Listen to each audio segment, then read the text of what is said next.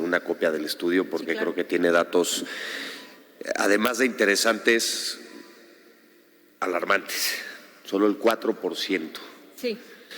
Híjole, de repente aquí es cuando dan ganas de salir corriendo y meter la cabeza en la arena como avestruz y decir, mejor mando mi currículum y nos dan chamba en otra cosa.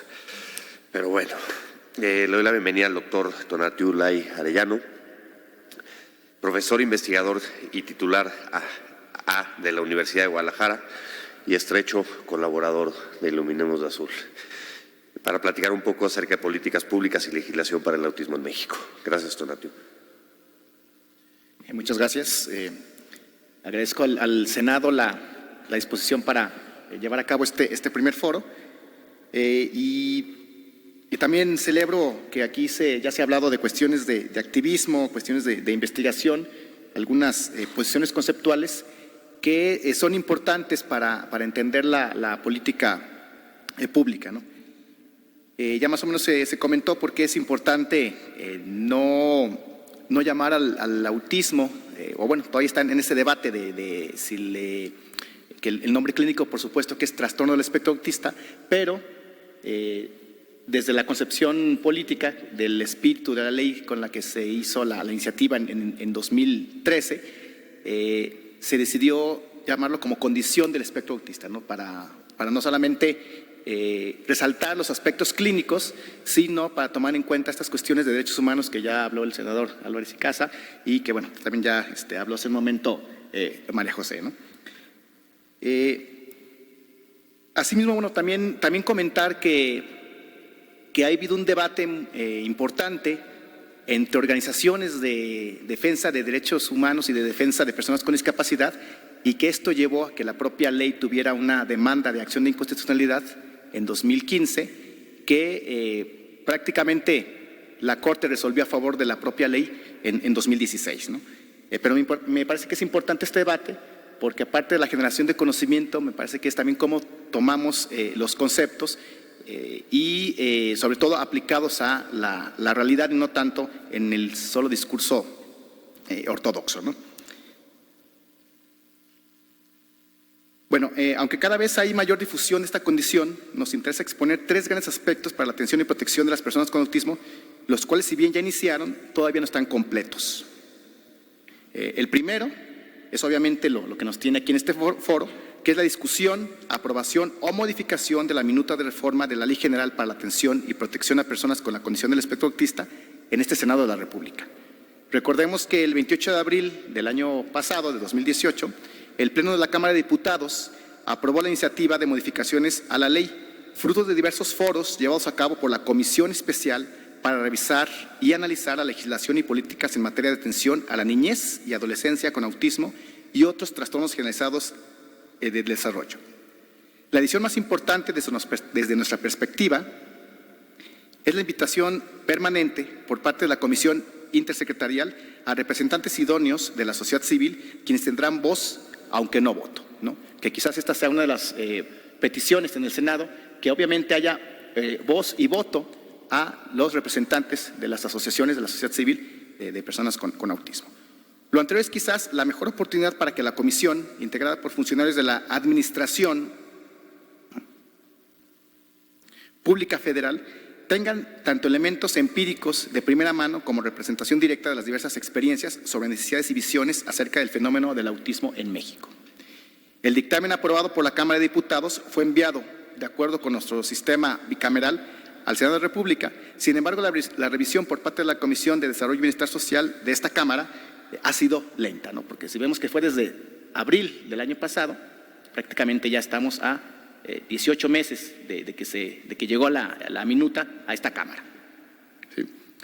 Ya que a principios del mes de marzo se hizo la primera convocatoria de expertos e interesados en la materia a mesas de trabajo con el objetivo de discutir tres puntos en particular: la conceptualización de la condición del espectro autista, la capacidad jurídica y ejercicio de derechos y el marco de la educación inclusiva y educación especial. Sobre el primer punto, como lo hemos manifestado en algunos otros foros, y lo acabo de mencionar hace un momento, si bien el término clínico es trastorno del espectro autista, la palabra trastorno, como lo señala Simón Baron Cohen, implica una causa biomédica gravedad, sufrimiento, defectos cognitivos, riesgos psiquiátricos, pero sobre todo es potencialmente estigmatizante. Contrariamente, el término condición hace referencia en primer lugar a la persona, a su contexto social, educativo, cultural y sociológico. La capacidad jurídica de las personas con autismo fue avalada por la Suprema Corte de Justicia de la Nación en el fallo de la acción de inconstitucionalidad 33-2015 al validar la fracción 7 del artículo 6 de la ley, que precisamente habla sobre la capacidad de las personas con condición del espectro autista para elegir los medios para su desarrollo personal o, en su caso, a través de sus familiares en orden ascendente o tutores. La cuestión de la relación entre la educación inclusiva y la educación especial para personas con autismo también fue interpretada por la Corte, ya que en la resolución del amparo en revisión 714-2017, la segunda sala señaló la inconstitucionalidad en la Ley General de Educación del modelo de educación especial, aunque no a la educación especial en sí, ya que ésta deberá de apoyar a la educación regular en la atención a niños, jóvenes o adolescentes que lo requieran y a la capacitación tanto a docentes como a padres de familia en materia de inclusión educativa en general. Número 2, que bueno, ya habló hace un momento la doctora Patricia Zabaleta de ello, el estado actual de los programas de las Secretarías de Salud en los estados, ¿no? Se crearon 8 programas por parte de las Secretarías de Salud, los enumero muy rápido: la evaluación para la infraestructura disponible para la atención, programa de trayectoria de búsqueda de atención y demora para la atención, recursos y estrategias utilizadas en poblaciones rurales ante la presencia de la condición, capacitación e instrumento de tamizaje y diagnóstico para la atención, capacitación y entrenamiento de habilidades de los padres en el manejo y atención, fortalecimiento del diagnóstico inicial en el Hospital Psiquiátrico Infantil Juan N. Navarro, generación de una base clínica de confirmación de genes candidatos para el autismo en México y programa de integral de atención. Sin embargo, la atención y el propio diagnóstico de estas unidades, como ya lo dijo la doctora Patricia Zabaleta, pues ha sido lento. Vemos ahora lo que ya se ha encontrado y entonces también ahí creo que hay un déficit importante, puesto que estos programas, si no me equivoco, salieron hace 2 años. Hace 2 años que se lanzaron estos programas y bueno, apenas van algunos en una fase diagnóstica y otros con poco avance, ¿no? 3. El fortalecimiento normativo. En este punto, el artículo 3 transitorio de la Ley General para la Atención y Protección de Personas con la Condición del Espectro Autista mandató a las entidades federativas a legislar en esta materia. A más de 4 años de la publicación de la ley, que recordemos que la ley fue publicada el 30 de abril de 2015, y a más de 3 años de su validación por la Corte, que la Corte la validó en la última sesión que le dedicó a esta discusión, el 18 de febrero de 2016, los estados hay estados que todavía no cuentan con una ley local en la materia. Estos son la propia Ciudad de México, Aguascalientes, Guerrero, Hidalgo, Nayarit, Puebla, Querétaro y un caso especial, la ley de Nuevo León. La Corte declaró el decreto de creación como inconstitucional, entonces prácticamente la echó abajo y lo que tendrá que hacer ahora Nuevo León es volver a legislar en la materia, ¿no? En todos estos estados que he mencionado se ha presentado al menos una iniciativa en el Congreso local, a excepción de Querétaro. O sea, Querétaro es el estado que tiene 2 exhortos, uno al INEGI para incluir preguntas en el censo 2020 y otra al propio gobierno del estado de Querétaro para crear una clínica de autismo. Sin embargo, no tiene iniciativa para crear su propia ley. Otro instrumento normativo que podría ser de gran utilidad es la creación de una norma oficial mexicana para la atención del autismo o la adecuación de la actual norma oficial mexicana 015 SSA 3-2012 para atención integral de personas con discapacidad. Sin embargo, en esta norma el autismo está incluido en el apartado 6.2 sobre discapacidad intelectual, aunque de acuerdo con la clasificación internacional del funcionamiento de la discapacidad y de la salud, la CIF, el autismo se encuentra en el capítulo B 122, dentro de las funciones psicosociales globales. En otras palabras, el autismo se considera una discapacidad psicosocial y no intelectual. Finalmente, el autismo como objeto de estudio sigue estando ausente en la investigación en México.